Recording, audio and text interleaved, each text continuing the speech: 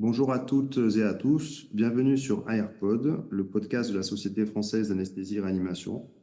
Nous sommes ravis de vous accueillir pour cet épisode de la série thématique, une série à la rencontre des experts de la Société française d'anesthésie et réanimation, pour aborder des thématiques d'actualité en réanimation.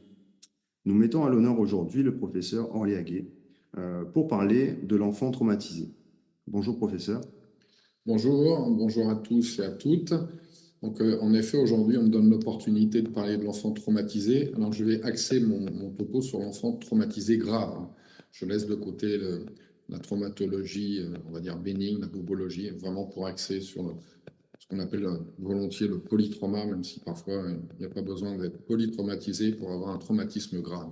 Quelles sont les principales données épidémiologiques en traumatologie pédiatrique ? Alors déjà, le premier point, c'est que sur l'ensemble de la traumatologie pédiatrique, c'est un petit pourcentage.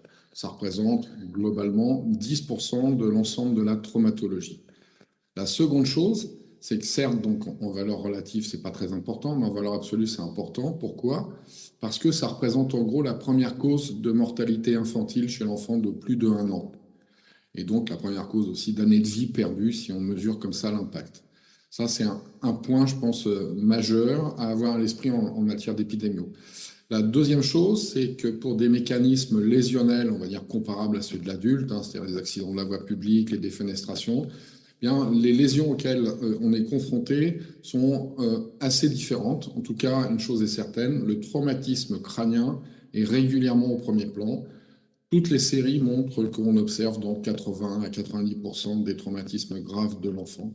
Et donc, ça jouera un rôle central, bien évidemment, dans la prise en charge. Après, il y a d'autres particularités. Toutes sont liées aux spécificités anatomo-physiologiques de l'âge de l'enfant. Donc, ça évolue avec l'âge. Je prends un autre exemple. En cas de traumatisme thoracique, chez l'adulte, il y a volontiers des fractures de côte, du sternum. Et finalement, comparativement à l'enfant, moins de contusions pulmonaires. Pourquoi ? Parce que lorsqu'il y a un trauma thoracique avec un impact direct sur le thorax d'un enfant, les côtes sont plus souples, ont tendance à se déformer, ne pas se casser, de sorte que l'ensemble, on va dire, de l'énergie cinétique rentre dans le thorax. Il y a donc moins de fractures, mais plus de contusions pulmonaires. Voilà 2 exemples. Trauma crânien au premier plan, contusion pulmonaire fréquente, association lésionnelle, trauma crânien, contusion pulmonaire fréquente, avec donc une aggravation réciproque des lésions. Il y a bien d'autres exemples, mais voilà ceci en préambule. Merci beaucoup. Concernant la coagulopathie qu'on retrouve souvent dans le polytraumatisme, est-elle observée de la même façon chez l'enfant polytraumatisé ? Alors c'est amusant parce que comme pour bien des sujets, il faut attendre une dizaine d'années pour qu'on décrive dans la littérature ce qu'on a observé chez l'adulte. Et ça a été le cas pour la coagulopathie. Pendant longtemps, on a cru que c'était l'apanage de l'adulte, jusqu'à ce qu'il y ait des séries qui montrent que, ça existe. Ça aboutit aux mêmes conséquences, aggravation de la mortalité. Et on a décrit chez l'enfant comme chez l'adulte, finalement, la triade létale, donc l'association acidose, coagulopathie, hypothermie. Et puis maintenant, on parle, comme vous savez, du triangle, du diamant létal, puisqu'on a rajouté l'hypocalcémie. Alors là, pour le coup, c'est un peu plus discuté, la place de l'hypocalcémie dans, on va dire, la coagulopathie de l'enfant. Néanmoins, ça aboutit au même type de réflexion. Et en d'autres termes, eh bien, la fameuse prise en charge type damage control avec au premier plan l'arrêt de l'hémorragie, la gestion de la coagulopathie, ça a été la même évolution que celle observée chez l'adulte. Du coup, quels sont les grands principes de cette prise en charge pour cette coagulopathie ? La première chose, c'est d'arrêter le saignement.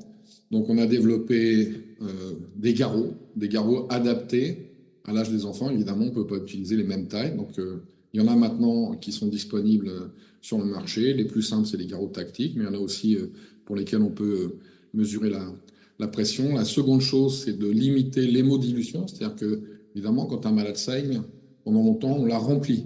Mais on sait maintenant que le remplissage excessif est délétère. Ça induit une hémodilution, donc on va tout hémodiluer. Donc le saignement, l'hémodilution, c'est pas bon. Donc aujourd'hui, les recommandations notamment nord-américaines en pédiatrie dans le choc hémorragique traumatique, c'est réduire les cristalloïdes et plus précocement administrer des produits sanguins labiles. Et puis, comme c'est important également de maintenir une pression de perfusion cérébrale, puisqu'on l'a vu tout à l'heure, le trauma crânien est au premier plan. Pas trop de remplissage, mais peut-être un recours précoce aux catécholamines comme la noradrénaline. En tout cas, chez l'enfant, ce qui est clair, c'est qu'on ne fait pas d'hypotension permissive. D'abord, physiologiquement, c'est compliqué, en fonction des tranches d'âge. Et ensuite, j'insiste sur l'importance du trauma crânien. Si on faisait de l'hypotension permissive, on aggraverait les lésions cérébrales, puisque c'est un axe aussi. Vous nous avez parlé du trauma crânien qui est en premier plan.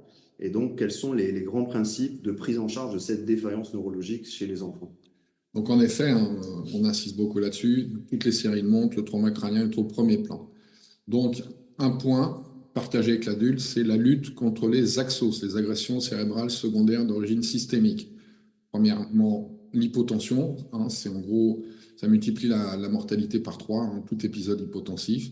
L'hypoxie, et puis ensuite toutes les 10 quelque chose, hypocapnie, hypercapnie, hypothermie, hyperthermie, tout ça. Mais à la prise en charge initiale, les deux éléments clés, c'est gestion de l'hypotension, gestion de l'hypoxie, normoventilation. Alors qu'est-ce qu'on fait? On va intuber les enfants qui sont dans le coma, ou comme l'adulte, je pense, dès qu'il y a une dégradation du score de Glasgow de plus de 2 points. Ces enfants sont intubés dans le cadre d'une induction en séquence rapide. Alors la particularité, c'est chez le moins de 2 ans, on a l'habitude de considérer que l'étomidate, qui est a priori le produit utilisé chez l'adulte, est contre-indiqué. En tout cas, pendant longtemps, ça figurait dans le Vidal. On peut utiliser la kétamine. Il y a eu pendant de nombreuses années des craintes sur les effets cérébraux de la kétamine. Aujourd'hui, je crois qu'elle a été remis au premier plan. Donc, on peut faire kétamine, cellocurine. Et chez les plus grands, étomidate, cellocurine. Et puis, si on ne veut pas s'ennuyer, on peut faire kétamine à tout le monde et cellocurine. Et puis, s'il y a une contre-indication à la cellocurine, de l'esméron. Donc, on les intube, on les normoventile pour obtenir normocapnie, normoxie. Et ensuite, on fait tout pour maintenir une pression artérielle normale. Donc, on l'a dit, on remplit certes un peu, mais on évite les modulations extrêmes. Donc, on ne dépasse pas probablement 1 à 2 bolus de 10 ml kg de cristalloïdes isotoniques. Et puis, si ça ne suffit pas pour obtenir une pression artérielle suffisante pour avoir une pression de perfusion cérébrale optimale, on administre de la noradrénaline. Et dès qu'on a du sang, si on doit transfuser, on transfuse des produits sanguins labiles. Et puis, de la même façon que l'adulte, hein, on va de plus en plus sur les rapports, des ratios entre culot, plasma, plaquettes de l'ordre de 1 pour 1. Alors, éventuellement 1 pour 2, il y a encore quelques discussions, mais là aussi, on a évolué un petit peu comme ce qui a été observé chez l'adulte. Voilà les grands principes. Après, évidemment, chez l'enfant traumatisé crânien grave, il faudrait mettre en place un monitorage de la pression intracrânienne. On peut avoir recours au Doppler transcrânien. Enfin, tous les outils développés chez l'adulte sont applicables chez l'enfant avec les mêmes principes de neuroréanimation. Merci beaucoup pour cet état des lieux global et complet là, sur la prise en charge de ces enfants. On voit bien le parallélisme qu'il y a avec la prise en charge des polytraumatisés adultes. Et une notion qui est encore très importante dans la prise en charge des polytraumatisés adultes, c'est le triage et l'orientation. Et quels sont les principes à appliquer chez les enfants sur ces thématiques-là? Alors d'abord, dans la RFE de l'ASFAR sur la prise en charge initiale du traumatisé crânien grave, pour l'enfant, il a été dit, idéalement, il faut conduire ses enfants dans un trauma center pédiatrique. Alors évidemment, il n'y en a pas partout. Donc quand il n'y en a pas, qu'est-ce qu'on fait? On va vers un trauma center adulte dans lequel il y a des compétences pédiatriques. Il y a souvent des endroits où les collègues, soit anesthésistes d'adultes, travaillent main dans la main avec des anesthésistes pédiatriques ou avec des réanimateurs pédiatriques. Donc il faut des compétences pédiatriques, donc une orientation des patients les plus graves, et en particulier de tous les traumas crâniens graves, vers un trauma center adulte. Alors c'est pas toujours facile de déterminer la gravité. Il y a des outils qui peuvent nous aider. Parmi les outils qui semblent intéressants, il y a le Pediatric Trauma Score. Alors, vous pouvez le trouver sur le site de l'ASFAR. Hein, c'est un outil très simple, clinique, il n'y a pas besoin d'examen complémentaire. Et puis, il y a le CIPA. Alors, le CIPA, c'est le choc index adapté à l'âge de l'enfant. Vous savez, c'est ce fameux rapport entre fréquence cardiaque, pression artérielle. Évidemment, compte tenu de la physiologie et la fréquence cardiaque et la pression artérielle varient en fonction de l'âge de l'enfant. On ne peut pas avoir un seul repère, une seule valeur seuil pour tout le monde.